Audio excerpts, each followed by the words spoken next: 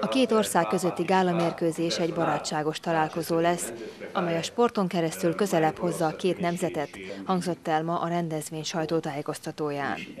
A NAT sporttörténelmet írt annak idején, hiszen 1944-ben Magyarországon első vidéki csapatként nyert bajnokságot, majd később Romániában jutott az élre. Szeretnénk, hogy Váradon ne halljunk ki a magyar fotballért, a magyar sportért, nem csak Váradon, hanem Erdélyben, de most különösképpen Váradon. Vigyük tovább azt a zászlót, amelyet ránk hagytak az elődjeink.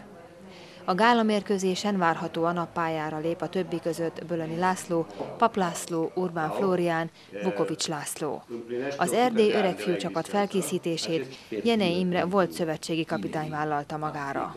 Külföldről jönnek, különböző városokból jönnek, és azt hiszem, hogy csak így telefonon keresztül edzem őket, mondom, hogy te készüljetek, mert ugye mégiscsak két válogatott, vagy két olyan csapat ütközik össze, ahol mindegyik válogatott volt.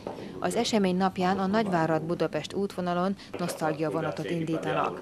A meccs bevételét a szervezők a magyarországi vörösiszap katasztrófa károsultjainak ajánlják fel.